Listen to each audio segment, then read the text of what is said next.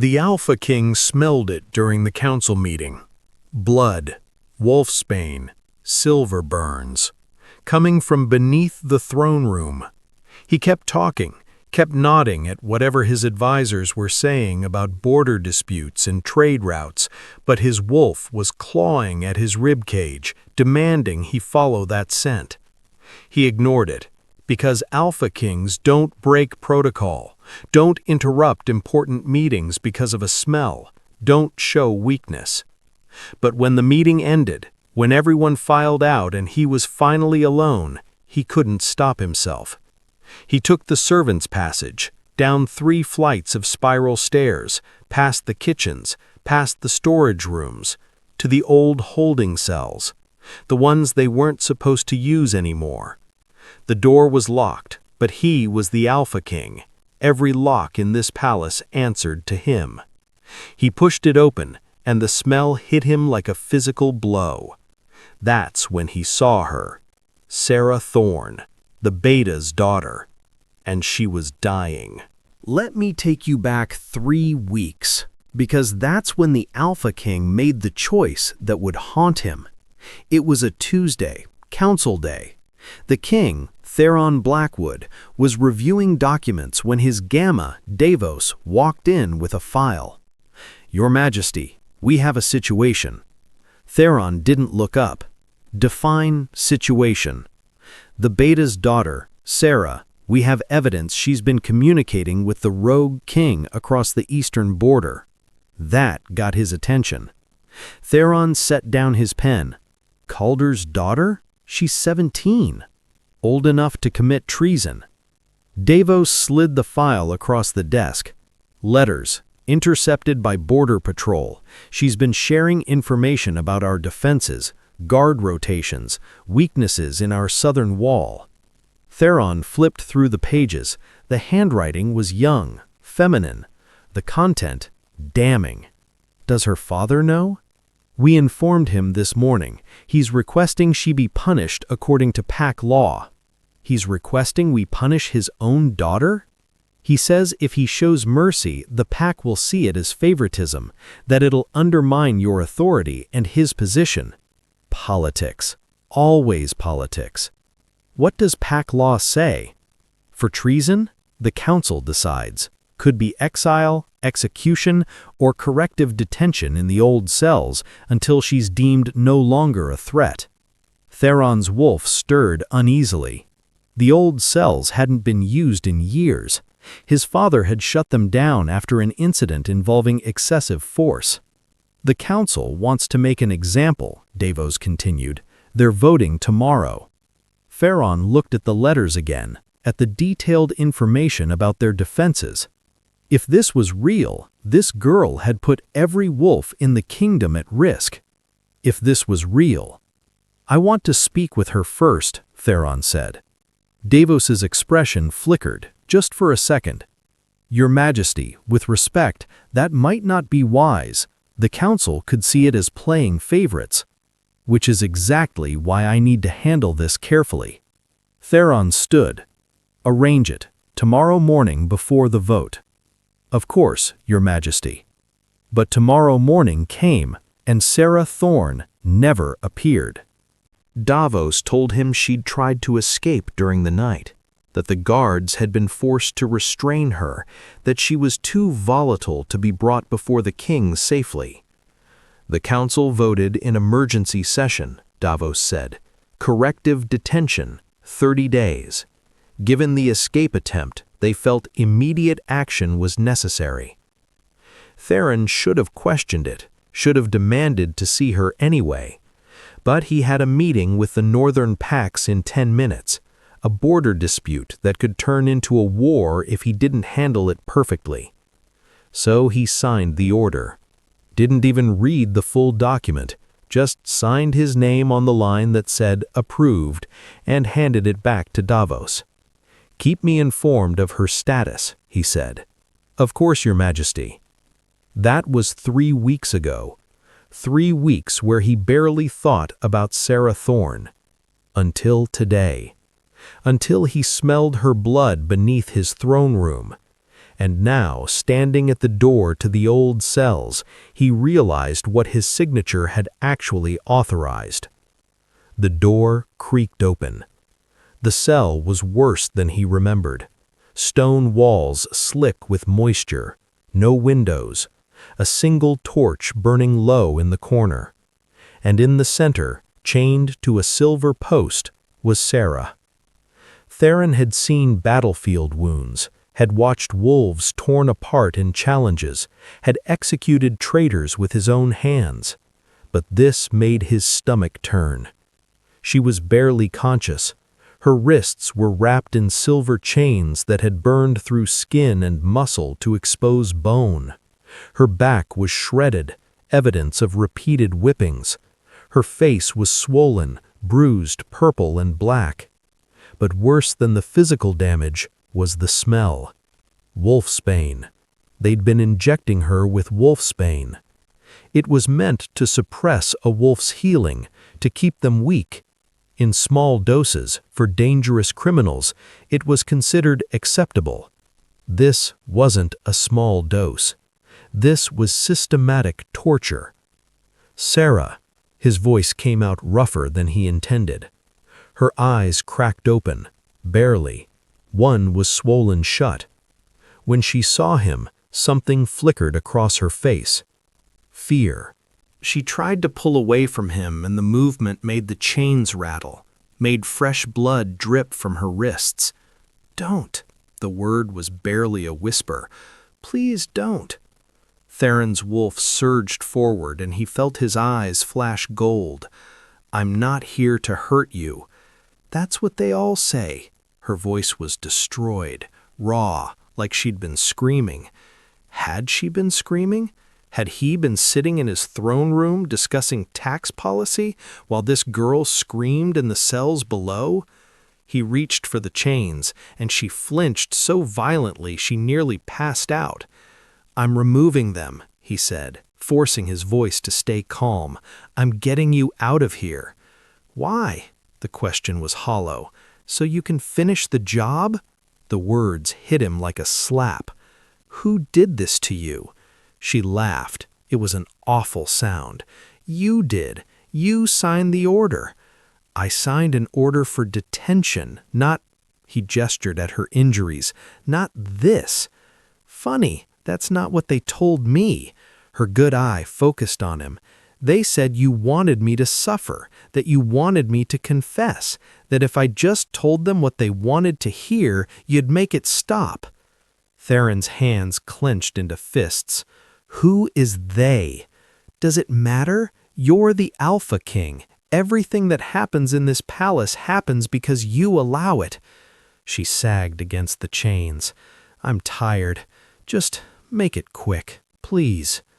She thought he was here to execute her. What kind of king had he become that a 17-year-old girl would beg him for a quick death? He reached for the chains again, slower this time. "I'm not going to kill you. I'm taking you to the healers." "The healers won't touch me. I'm a traitor." "You're not a traitor.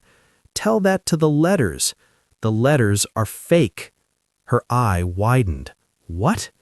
But before he could answer, footsteps echoed down the corridor. Theron turned, putting himself between Sarah and the door. Davos appeared in the doorway. His Gamma, his most trusted advisor. And the expression on Davos's face told Theron everything he needed to know. "Your Majesty," Davos's voice was carefully neutral, "you weren't supposed to find this." Theron's wolf snarled beneath his skin. "Explain, now." "It's complicated, uncomplicated." Davos glanced at Sarah, then back at Theron. "She's a security risk. The Council agreed. The Council authorized detention, not torture. Sometimes enhanced interrogation is necessary. She's 17 years old. She's a traitor who is selling our secrets to the Rogue King. Based on letters that I'm now certain are forgeries." Theron stepped forward. "How long has this been going on?" Davos's jaw tightened.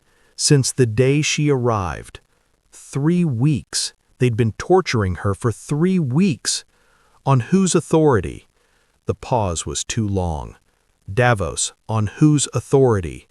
Yours, Your Majesty. You signed the detention order. Theron carried Sarah out himself. Davos tried to stop him, actually reached for the king's arm like he had the right.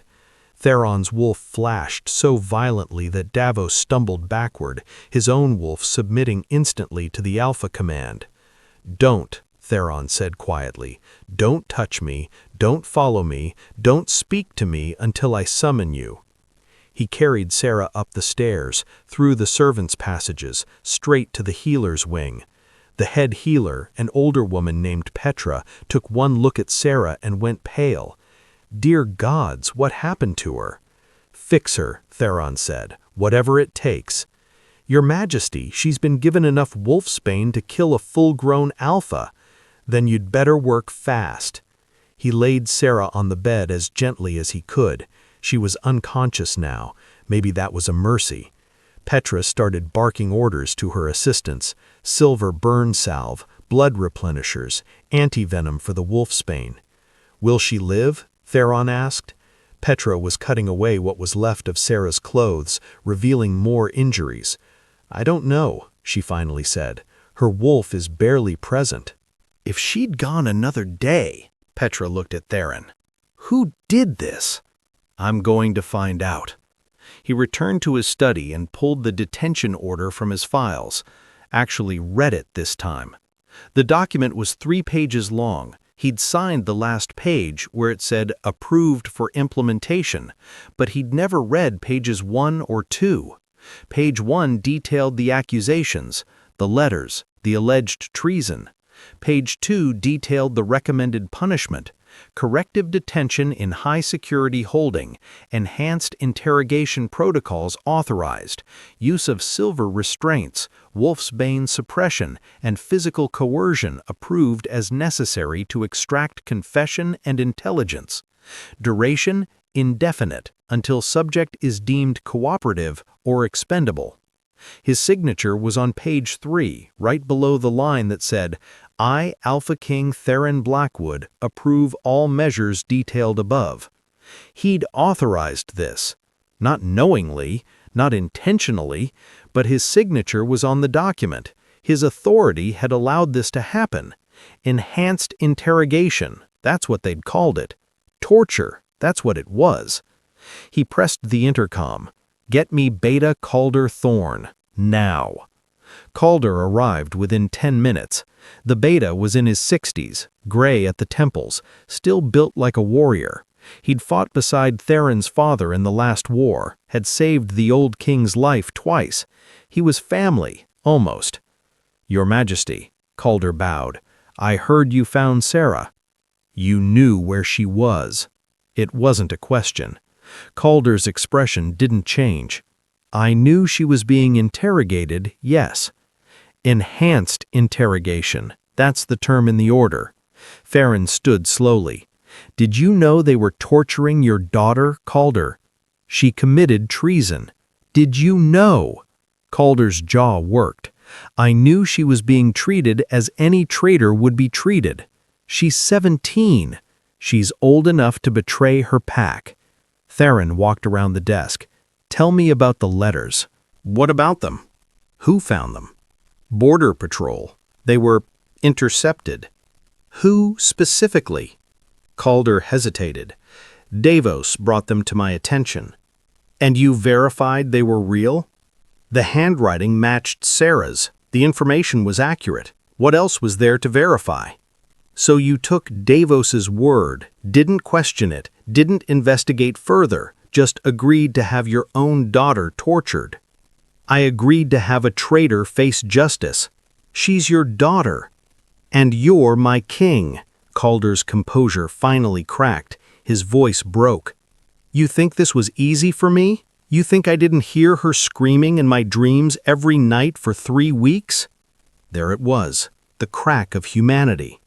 But then Calder's face hardened again. But if I showed mercy, if I protected her, every wolf in this kingdom would see it as weakness, would question your authority, mine, the entire chain of command. So you sacrificed her for politics. I sacrificed my comfort for duty, the same thing you do every single day." The words hung in the air between them. Because Calder was right. Theron did sacrifice for duty, every single day. He made hard choices, signed difficult orders, put the kingdom above his personal feelings. But there was a line, and somewhere in the last 3 weeks they'd all crossed it. "Get out," Theron said quietly. "Your Majesty, get out, before I forget that you saved my father's life, before I forget 30 years of loyal service. Get out while I can still remember why I once respected you." Calder left without another word. Theron spent the next day at Sarah's bedside. She woke up once, saw him, and started screaming. It took 3 healers to calm her down. They had to sedate her again. "She's terrified of you," Petra said quietly. "Whatever they told her, she believes you ordered this."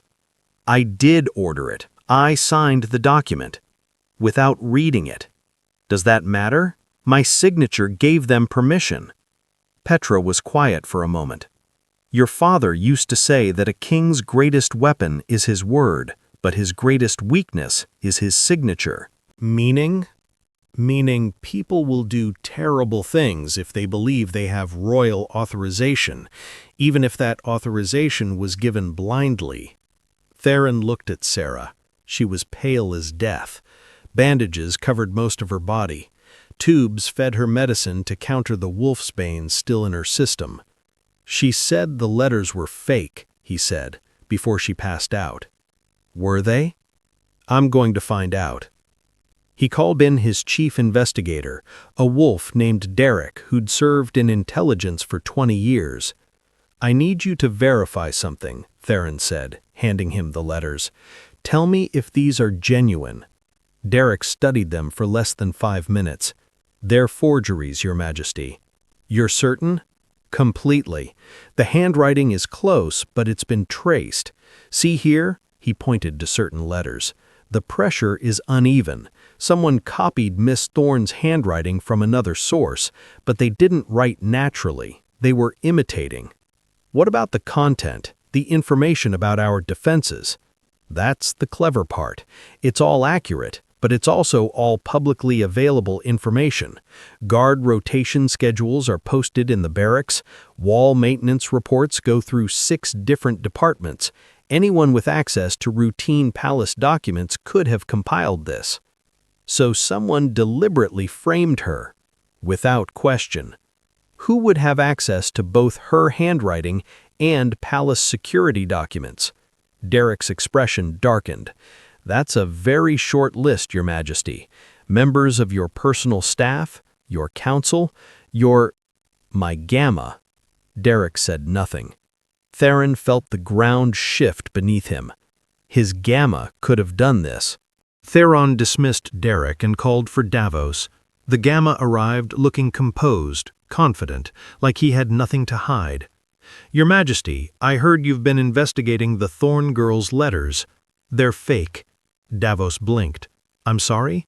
"The letters, they're forgeries. Someone planted them to frame Sarah for treason." "That's impossible. Border Patrol intercepted them." "Who brought you those letters, Davos?" "I told you, Border Patrol." "Names. I want names." Davos's confident facade cracked slightly. "I'd have to check the reports. You don't remember who handed you evidence of treason against a beta's daughter?" "It's been 3 weeks, Your Majesty. I processed dozens of reports. This one resulted in a 17-year-old girl being tortured. I think you'd remember." Silence. "Davos, who gave you those letters?" "Captain Rains from the Eastern Border Post." "Get him here, now." Captain Rains arrived that evening. He was a 30-year veteran, solid, reliable. Theron had decorated him personally for bravery. "Captain," Theron said, 3 weeks ago, you intercepted letters written by Sarah Thorne to the rogue king's camp, correct? Rains frowned. No, Your Majesty. Davos went very still. No? Theron repeated. I've never intercepted any letters from Miss Thorne. I know her. She used to visit the Eastern Post with her father when she was younger. Sweet girl. I'd remember if she'd been involved in anything suspicious. Theron turned slowly to Davos. Explain. There must be some confusion. Captain Rains, did you give any letters to Gamma Davos 3 weeks ago? No, sir. I haven't reported anything to the Gamma in months. Davos's face had gone white. Captain, you're dismissed, Theron said. Davos, you stay. When they were alone, Theron stood. His wolf was pushing at the surface, making his eyes flash gold. Talk, now. Your Majesty, I can explain. You framed a child for treason, had her tortured for 3 weeks, and you did it using my authority. Start talking before I forget you've been my friend for 10 years. I've never seen those letters in my life. The silence sat heavy in the room. Davos stood frozen for a long moment. Then, slowly, his shoulders sagged. She saw something, he said quietly. 6 years ago. Something she wasn't supposed to see. Theron's blood went cold. What? Your brother. The night he died. The world seemed to tilt. Prince Julian, Theron's younger brother, dead at age 22 from a sudden illness that came out of nowhere. The healers said it was a rare reaction to a blood parasite, that there was nothing they could have done. The funeral had been massive, the grief overwhelming, and then Theron had become king earlier than anyone expected. What about my brother? His voice sounded distant to his own ears. He was poisoned, Davos said flatly. I poisoned him. The words hung in the air like smoke. Theron couldn't breathe, couldn't think. His wolf was howling inside him, demanding blood. Why? Because he was going to destroy everything. Davos looked up, and there was something wild in his eyes. He was going to expose the corruption in the council, the deals we'd made with the northern pacts. He was young, idealistic. He was going to start a war we couldn't win just to satisfy his conscience. So you killed him. I saved the kingdom. Your father was getting old. Julian would have inherited within years, and he would have torn apart everything we'd built in the name of honor and justice. He was my brother. He was a threat. And your father agreed. The world stopped. What did you say? Your father knew, Theron. Not before. I didn't tell him until after, but when I explained why Julian had to die, he understood. Davos's voice cracked. He thanked me. Theron felt something break inside him. His father had known. And Sarah? The words came out as a growl. She was in the garden that night. Just a child, 11 years old, playing by the fountain. I didn't know she was there until after I'd already put the poison in Julian's wine. By the time I noticed her, it was too late. She'd seen me. So you've been waiting 6 years, waiting for her to remember, waiting to silence her.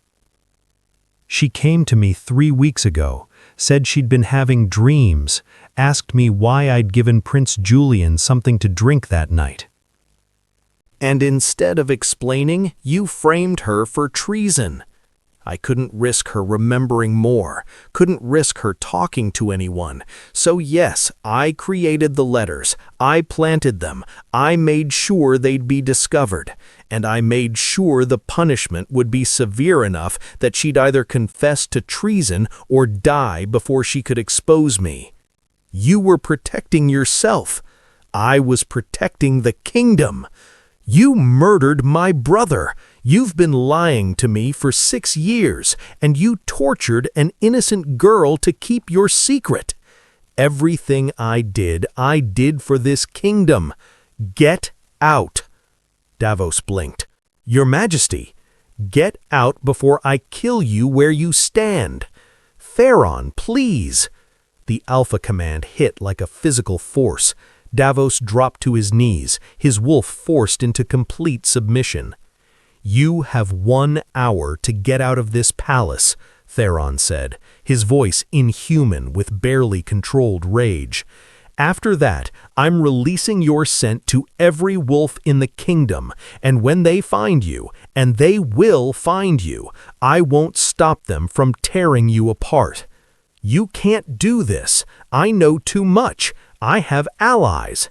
"Then you'd better hope they hide you well." Theron turned away. "Get out of my sight." Davos fled. And Theron stood alone in his study, staring at the portrait of his brother on the wall. Julian, who'd believed in justice, who'd believed in doing the right thing even when it was hard, who died because of it. Theron went to his father's grave that night. The old king had been dead for 3 years now, buried with full honors in the royal cemetery. Theron stood at the headstone for a long time. "Did you know?" he finally asked the empty air. "Did Davos tell the truth about that?" No answer, just wind in the trees. "He said you thanked him, said you told him he'd done what you couldn't." His father had been a strong king, a hard king, but he'd loved his sons. Hadn't he? "I don't know who you were anymore," Theron said quietly. "I don't know if I ever really knew you, or if I just knew the version of you that you wanted me to see." He thought about Sarah, lying broken in the healer's ward, about Julian, dead in the ground, about Davos, his trusted Gamma, who'd been a murderer all along, about himself, who'd signed a torture order without reading it because he was too busy, too important, too focused on being the king everyone expected him to be. "I'm just like you," he realized. "I made the same choices, ignored the hard questions, let other people do terrible things in my name because it was easier than confronting the truth." The wind picked up. "But I'm done," Theron said. "I'm done being the kind of king who signs orders without reading them, who trusts people without questioning, who values stability over justice." He turned away from the grave. Julian deserved better. Sarah deserved better. And if you're listening wherever you are, you should be ashamed of the kingdom you built. He returned to the palace to find chaos. Davos hadn't fled. Instead, he'd gone to the council, had convinced half of them that Theron was becoming unstable, that he was making emotional decisions that would destroy the kingdom, that he needed to be removed for the good of everyone. Theron walked into an emergency council session already in progress. "Gentlemen," he said quietly, "starting without me?" The room went silent. Elder Graves, the head counselor, stood. "Your Majesty, we were just discussing some concerning reports about my sanity, my fitness to rule. Let me guess, Davos told you I'm having a breakdown, that I'm making irrational decisions, that I've turned against loyal servants based on the word of a teenage girl." The silence was answer enough. "He killed my brother," Theron said flatly. "He murdered Prince Julian 6 years ago."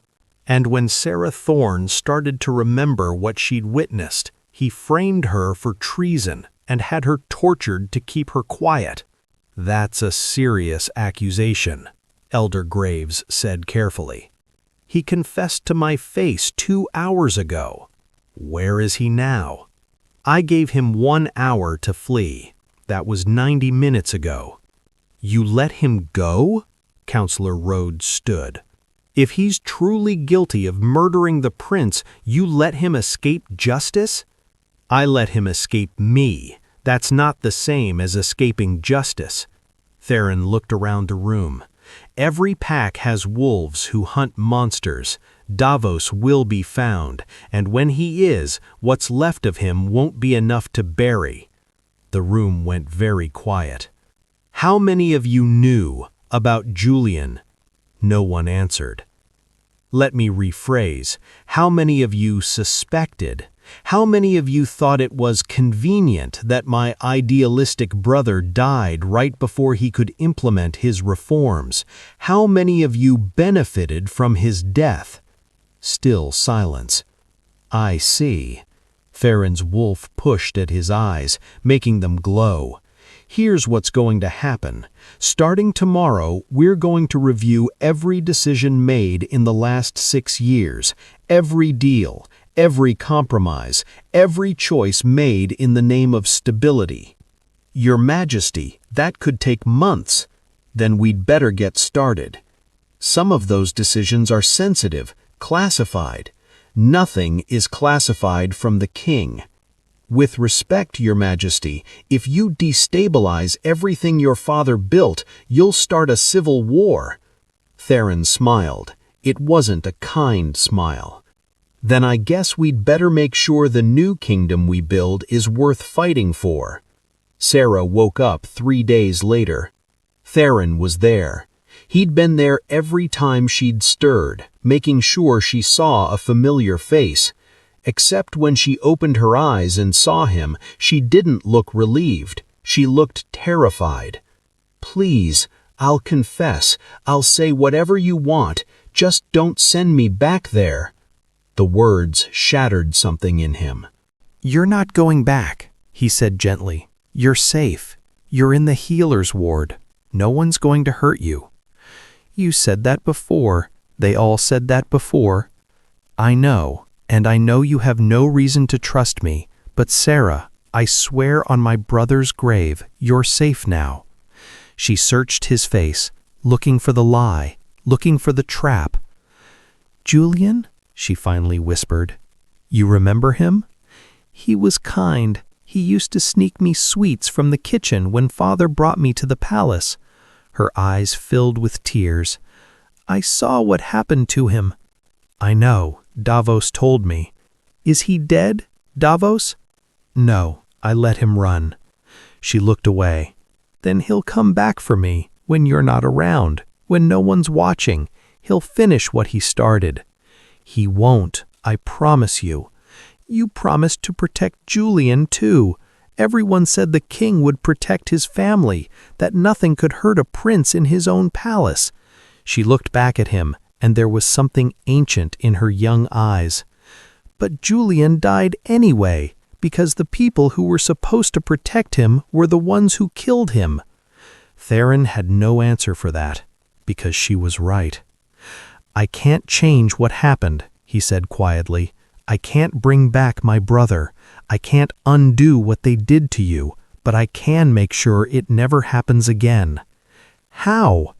"By changing everything. By tearing down the systems that allowed this to happen, by making sure no one else suffers because people in power decided their pain didn't matter."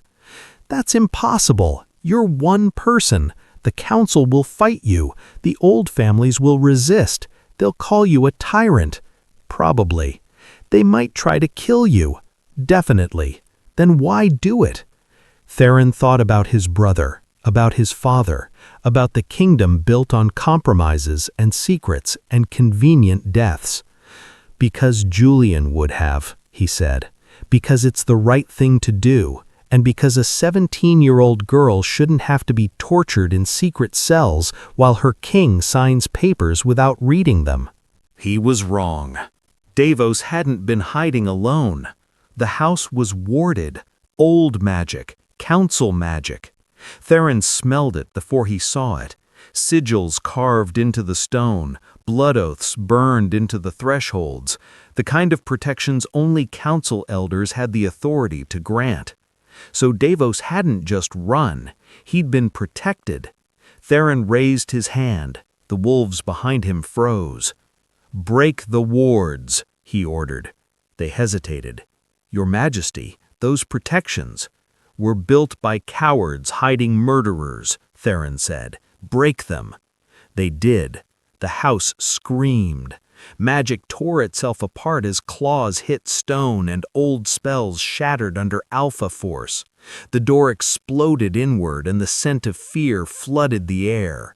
Davos was inside. Older, thinner, wild-eyed. "You shouldn't have come," Davos said hoarsely. "You don't know what you're starting." "I know exactly what I'm ending," Theron replied. Davos laughed. "You think killing me fixes this? The council already moves against you. By dawn, they'll declare you unfit to rule. Then I'll rule anyway." Davos's smile faltered. "You need me," Davos said. "I know where the bodies are buried. I know which counselors signed the orders. I know how many children disappeared under your father's reign." Theron felt the truth of it like a knife. "Say their names," Theron said. Davos hesitated. That hesitation sealed his fate. Theron didn't kill him. He did something worse. He dragged him back alive. The tribunal was held in the open courtyard. No shadows, no closed doors. Every pack sent representatives, soldiers, healers, servants, wolves who had never been allowed this close to power. Sarah stood beside Theron. She was still weak, still scarred, but she stood. Davos was thrown to his knees in chains forged of truth silver. Theron spoke first. "My Gamma murdered my brother." Gasps tore through the crowd. And when a child witnessed that murder, he framed her for treason and ordered her tortured to silence her. The council erupted, until Sarah spoke. "I was 11, she said. "I saw Davos poison Prince Julian's drink. I didn't understand what I'd seen until years later. When I asked him about it, he destroyed my life." She lifted her wrists. The scars spoke louder than words. "My father let it happen," she continued, "because he was afraid, because politics mattered more than his daughter." Calder bowed his head. "I believed my king ordered it," she said, her voice shaking. "I begged him to kill me because I thought death was kinder than living under his authority." The crowd turned, not on Sarah, on the council. Davos screamed as the truth silver burned. Names spilled out of him, orders, deals, graves. By the time he was finished, the kingdom would never be the same. Theron looked at the council. "Any of you who authorized torture," he said quietly, "will answer for it." Several fled. None escaped. Davos was executed at sunset. Not in secret, not quietly. Justice was not hidden. The council was dissolved that night. Some were imprisoned, some exiled, some stripped of rank and name. Calder Thorne resigned as Beta. He knelt before his daughter and begged forgiveness. She did not give it. Not yet. Theron rewrote the laws himself. No detention without review. No interrogation without healers present. No royal order valid unless personally read and affirmed. Weeks later, Sarah returned to the courtyard. Theron was there, signing documents, reading every word. "You're really doing it," she said. "I promised." "You're going to be hated." "I already am." She hesitated. "My life won't ever be normal again." "No," he agreed, "but it will be yours." She looked at him, really looked. "You could have killed Davos and buried the truth." "Yes." "You didn't." "I won't rule a kingdom built on silence," Theron said. "Not again." Sarah breathed out slowly. "Julian would have followed you," she said. Theron closed his eyes. "I hope so." That night, the Alpha King stood before the mirror and removed his crown. Then he put it back on, carefully, deliberately. This time he understood the weight. And beneath the palace, the old cells were sealed forever. The stones were torn out, the darkness exposed. Because a kingdom that survives by hiding its sins does not deserve to survive at all.